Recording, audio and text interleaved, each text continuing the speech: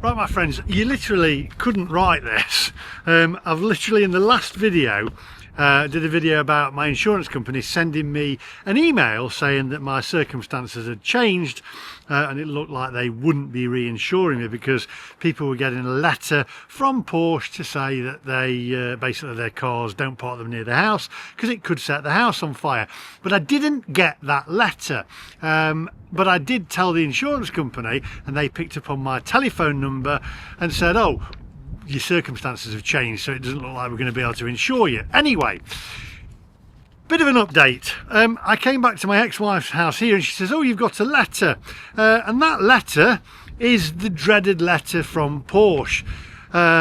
Basically recalling it because of the high voltage battery cell modules are malfunctioning, and I'll read it to you again in a moment. I've got the dreaded letter. It's actually addressed to me, and I've rang the insurance company, and it's bad news, and it isn't clickbait. I wish it was, but it isn't. So if you're new to the channel, please do me a favor, hit the subscribe button. What that will do is push this video out to YouTube, and it will show other people that these electric cars, I mean, where are we going with it? So please hit the subscribe button. It won't cost you a penny, I assure you, but what it will do is educate other people on the reality of electric car EV ownership. I'll read this letter to you again, although it will pain me to read it, and I'll tell you what the insurance company said. So without further ado, my friends, let's go.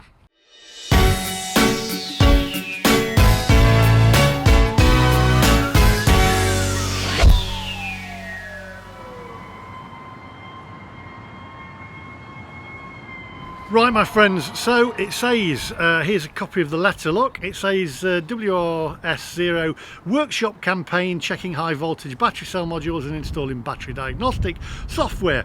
Dear Mr. Davey, Porsche AG continuously monitors its vehicles on the market as part of its product monitoring. Cases have come to light in which a short circuit within the high voltage battery has occurred in vehicles of the Taycan type, subsequently causing the vehicle to catch fire. This situation can also increase the risk of injury or material damage if it occurs. What are we going to do? Well, your vehicle will receive optimized battery diagnostic software that will in future display abnormalities in the high voltage battery directly as a warning message in the vehicle. This software is expected to be available from the first quarter of 2025. Until then, affected vehicles must be monitored. In the event of any identified abnormalities, affected battery modules must be replaced. Your high voltage battery will be monitored on the basis of online monitoring, so they're going to online monitor my battery. Error analysis logs are transmitted to us by your vehicle at regular intervals. That means they're monitoring my car at all times. The prerequisite for this is that the online transmission of a fault analysis logs is activated. The vehicle is not in privacy mode and must be connected to the internet at least every 30 days or over a continuous period of 45 minutes. Otherwise, your vehicle must be transferred to a recall campaign, and the data reconciliation required for this monitoring must be carried out at regular intervals at your Porsche centre. This would take around 3 hours per review. In the event of a fault, the affected battery modules of the high voltage battery of your Porsche Taycan will be replaced as a precaution. The action will take place at your preferred authorised Porsche centre and is of course free of charge. It says here, your centre will discuss with you any requirements regarding the provision of replacement transport while your vehicle is being repaired. So if you wish, what should you do? Please ensure that your vehicle is in privacy mode and connected to the internet every 30 days. It says online software is available, expected in the first quarter of 2025. We will send you a further notification. They're allowing you to contact your Porsche centre in timely manner to discuss how to proceed to arrange the necessary appointment for this software. This measure will naturally be carried out free of charge. We very much regret that this circumstances associated with this issue. If you no longer own the vehicle, providers we will send it inform the new vehicle owner. What's interesting is there though, the letter that they've sent me doesn't state not to park it near a house like the earlier letters that were sent out on my last video. Additionally, until the inspection has been completed, we would advise you not to charge the vehicle undercover and or to ensure the vehicle is not parked adjacent to or under buildings. Which is interesting. I can't see here anywhere that it says do not park it near a building. If you remember the last one that I actually did, it did say that. Somebody else got a letter that says don't park it near the building. Anyway, I rang the insurance company and they won't take my business any longer. And I did ask whether other insurance companies would insure me still for my car. Would it be on a national database kind of thing? And they said they couldn't answer that, so I'm going to have to ring round other insurance companies now because I can't get my house insured and I can't get my car insured thanks to Porsche and electric cars. So there we go, that's a little update for you. So that's the reality of owning an electric car. It's been a complete pain in the backside, and to be quite honest, surely Porsche, with all the recalls that I've had, I've got another recall now. This is the battery recall. I've also got the brake hose recall. I've had more recalls for this car. Surely it's not fit for purpose. Please share this video on the internet and let people know the reality of owning an electric car ownership. I'm going to jump in the car now and see whether I can get hold of Jeff Buys Cars and see what he thinks to it. But I'm stuffed basically. I don't know whether he'll know anybody that can insure the car for me. So there we go. Let's hop in the car. Right, okay my friends, we're in the car. You'll have to excuse the lighting, it's very bright, but you're not interested in seeing me anyway. We've got Jeff Buys Cars on the phone. I've rang my insurance company. Believe it or not, I got back to my ex-wife. She said, you got a letter from Porsche. I thought, oh, my heart sank and my stomach turned. And it is the letter. However, this letter does not state to not park it near a building like the first iteration of the letter did to other Porsche owners, which is interesting. However, rung my insurance company, said I've had the letter, told them that it had changed. It's like I read them the letter. They won't accept my insurance list. They're not taking on my insurance. So you can't get insured? Well, I did say to them, will that affect any other on the national database? Are you all connected together? And they said we can't speak on behalf of other insurance companies. But you know, is it that is very bright? Is it they're going to be connected, aren't they? That's going to be the problem. It sounds really messy, don't you think? It's incredibly messy. And where does it leave me? Because it leaves me with a car that I'm not going to be able to insure, and if I keep it, I'm not going to be able to get house insurance.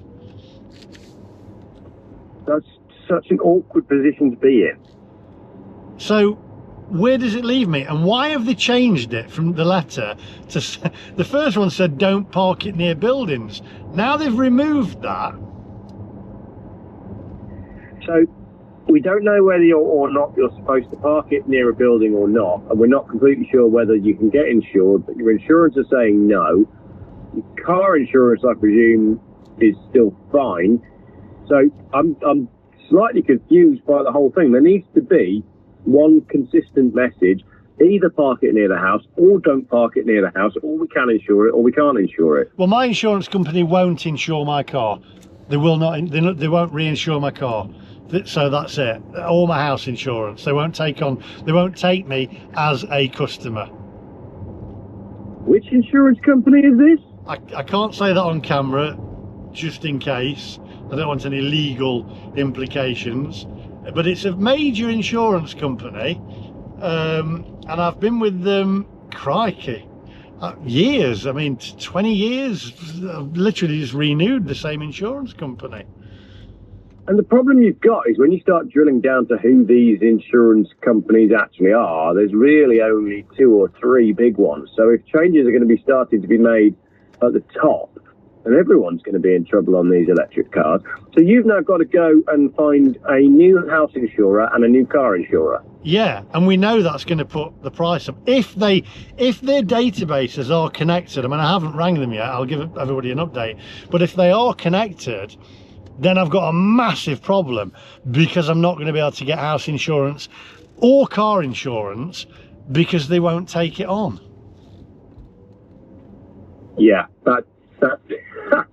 this is tricky for people now, isn't it? So I guess the next step is keep us posted on how you do when you start to get new quotes and see how much that's going to cost. But where does this leave me? Viewers can answer this. Where does this leave me with Porsche? Because surely this is Porsche's problem, not mine. Surely I should be able to hand the keys back and say, this car's not fit for purpose. I'm sorry, I can't get it insured. Nobody will insure it because of your problems, your issues with your car. Just a bit of a logistics nightmare, this, isn't it? I mean, in a way I feel sorry for Porsche and the motor dealers, because they've been put into this corner and they've been said, you've got to make electric cars. So they unfortunately have been put into this, and Porsche are laying off over 1,000 staff I've seen in the news. So I'm really concerned, because I need my car to get around, and if I can't insure it, I can't drive it, and the thing costs me a fortune a month. So yeah, this whole push to electric cars is causing major headaches for people, and that's even before it's caught fire. Yeah, it's just, I mean, I've had it for 3 years, and I don't want to speak too soon, it hasn't caught fire, but you know, they're constantly monitoring it online. Yeah, I think I definitely think it's time for a rethink for people that own these electric cars. You can't be the person as well. There must be other people that are having issues with either home or car insurance.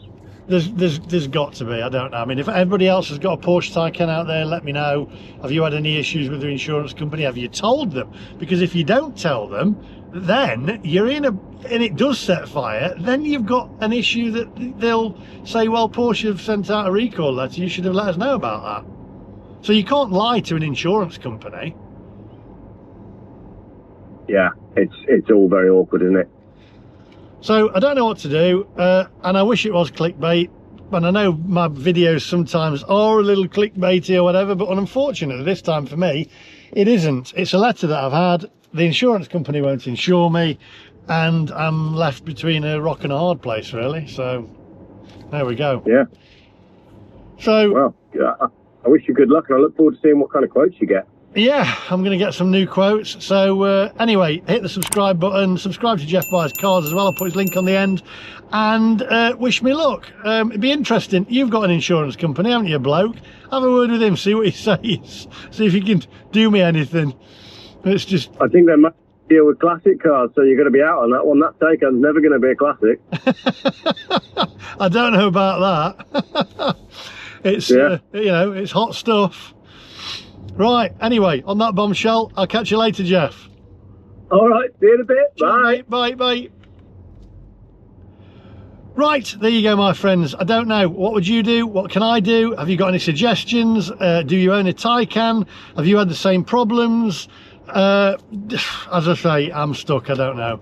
I'm actually, for once, really upset about it. So hit the subscribe button, click the little bell, give us a thumbs up, and I'll see you guys in the next one. Thanks for watching, and sorry it's been a bit bright, but there we go. I hate bad camera work. Catch you later. Another Taycan there.